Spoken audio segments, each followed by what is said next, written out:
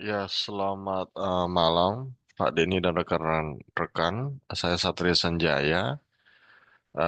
Ingin sharing tentang Big Data Analytics for Fraud Detection yang saya pelajari sejauh ini dan kebetulan ini juga thread terakhir sebelum ujian.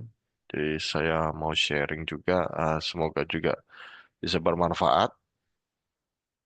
Jadi dari use case yang ada, uh, ini adalah use case-nya. Bank ABC sedang melakukan investigasi dari financial report yang menunjukkan adanya kebocoran dana. Jadi karena ada yang hilang lah, gitu ya. Salah satu kemungkinan adalah karena tindakan fraud. Untuk menangani penipuan bank itu, yaitu fake identity atau rekening susupi, pihak bank menghubungi saya dalam hal ini sebagai konsultan big data analyst. Dan dari uh, kondisi tersebut, berikut merupakan pertanyaannya. Apa yang analisis yang dipakai, tipe analisis, mode analisis, dan seterusnya. Mari kita masuk ke diskusi kita. Jadi, untuk hal ini, analisis apa yang digunakan? Karena tadi kan sudah jelas bahwa lagi investigasi. Jadi, analisis prediktif dan deteksi anomali ini menurut saya ini bisa digunakan untuk membaca adanya potensi kebocoran dana karena adanya financial fraud. Karena sekali lagi di sini eh, adalah untuk menangani ataupun tindakan seterusnya, termasuk juga yang akan dilakukan lah, kayak gitu ya. Kemudian type of analysis, tipe analisis ini lebih cocok untuk uang yang hilang dari sebuah eh, institusi bank. Itu data mining dan juga machine learning itu cukup applicable. Kenapa? Karena pattern atau data yang ada, yaitu uang yang berpindah itu akan dipakai sebagai dataset, di mana dari dataset inilah akan dibikin modeling via supervised learning. Misalnya akan dilabel sebagai potensi fraud atau clean transaction di setiap data point itu. Atau juga bisa sebagai unsupervised untuk adanya anomali atau yang memang beda dari fraud yang baru gitu. Jadi sesuatu yang dia bisa tanpa dilatih dia juga udah tahu volume ini memang udah jelas dia bisa fraud. Untuk mode analisis dari kondisi ini bisa dikatakan real time mode cocok sekali dipakai juga dengan batch mode sehingga ketika secara real mode itu bisa real time, batch juga bisa dipakai sehingga dari dataset yang ada dari financial report itu diproses secara batching. Jadi kombinasi yang baik untuk sebagai analisa potensi fraud. Data connector yang cocok untuk kondisi keuangan, isu di keuangan ya. Data warehouse dan event streams bisa saya ajukan sebagai analis karena data connector source type ini bisa memastikan data flow. Artinya apa? Transaksi keuangan baik debit atau kredit yang diobserv secara real time dari mode analisis yang sebelumnya ini saat terjadi fase stream atau data ingestion, yaitu pindahnya data dari suatu tempat penyimpanan ke tempat yang lain, ini artinya kita bisa baca uang yang pindah dari rekening A ke rekening B. Karena pasti ada trace seperti itu.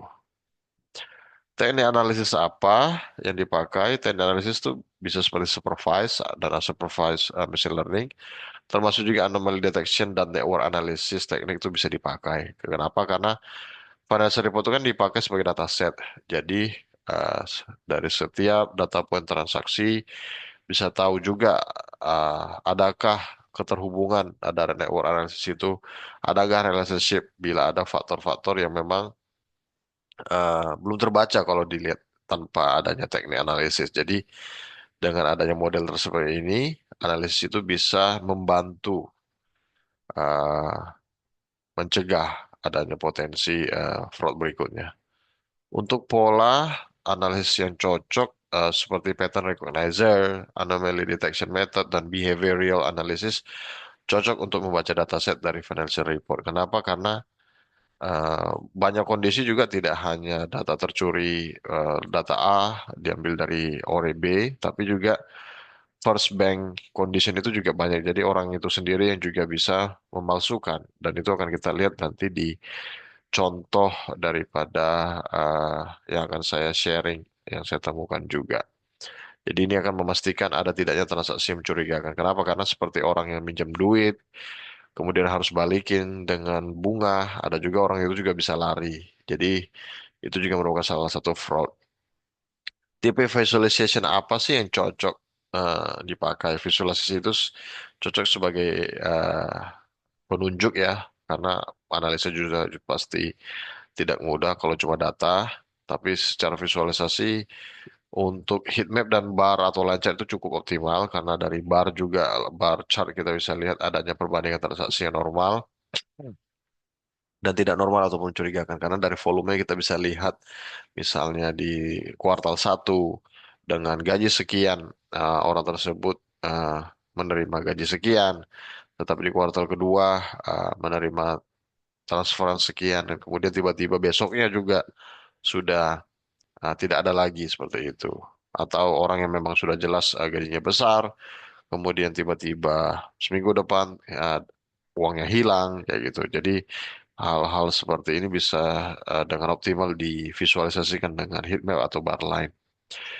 Secara grafik, memang network graph ini saya rasa cukup membantu memperlihatkan visualisasi karena apa, dalam network itu kan jaringan, jadi bisa memvisualisasi koneksi antara pelaku fraud, pelaku pencurian identitas yang dimana juga bisa dilanjutkan dengan geospatial maps karena bisa lihat location by geotagging, uh, di mana sih dia curi itu data dan kemudian dia lakukan transaksi yang bukan diri dia atau pemilik account.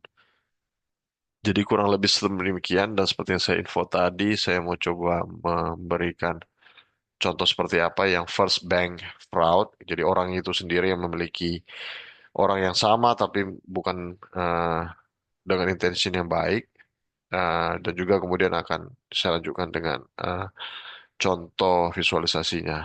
Ini saya dapat juga ini beberapa referensinya dan visualisasi termasuk first bank detection itu juga dari web ini.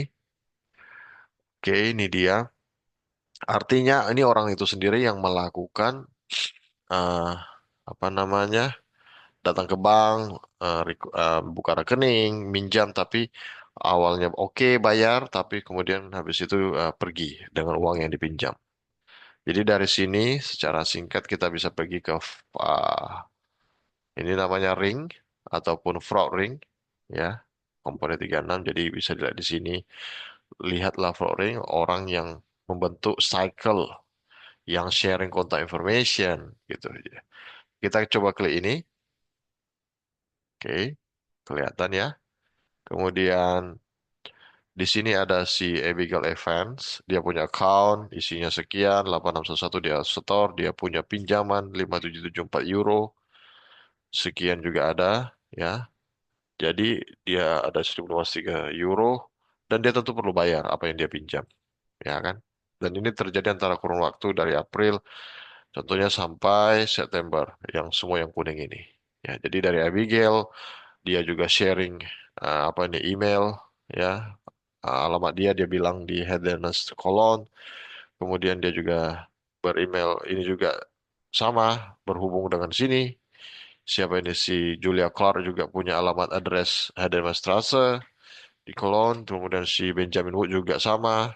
Dan dia juga punya kredit card. Dari kredit card ini dia gesek ataupun transaksi 4.340 euro gitu. Jadi mari kita lihat bagaimana pola dari yang saya katakan itu network uh, mapnya ini menunjukkan hal itu, menunjukkan fraud itu. Oke, kita play saja.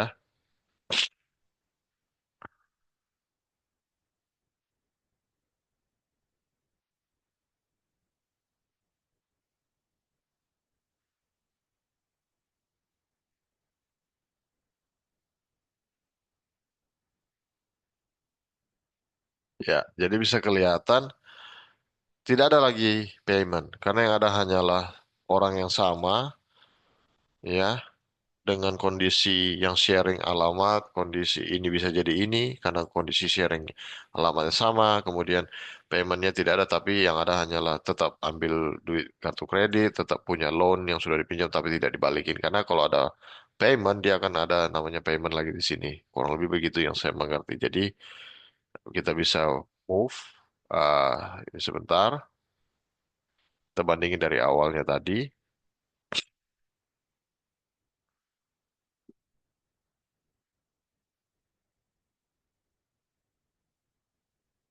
Oke, pergi ke ini, ya pilih sini yang 36. Kemudian kita play. Ini adalah payment ya. Artinya kalau kita minjam pasti harus bayar dong cicilannya kayak gitu. Jadi ini seketika sudah berlangsung, tidak ada lagi payment. Artinya dia tidak mau bayar lagi. Dia pergi dengan uang pinjaman, dia dengan data yang dia sharing untuk transfer transaksi itu, kemudian dia curi data yang lain juga kayak gitu. Ini bisa lihat hilang nanti, tidak ada lagi, tidak bayar lagi. Dia pakai kartu kredit juga, pakai lagi, gesek lagi, ambil duit lagi, kayak gitu. Kurang lebih demikian. Oke. Demikian yang bisa saya sharingkan. Semoga membantu menjawab. Terima kasih Pak Dennis tadi sudah banyak memberikan ilmu bagi kami juga dan rekan-rekan sekalian. Terima kasih. Selamat malam.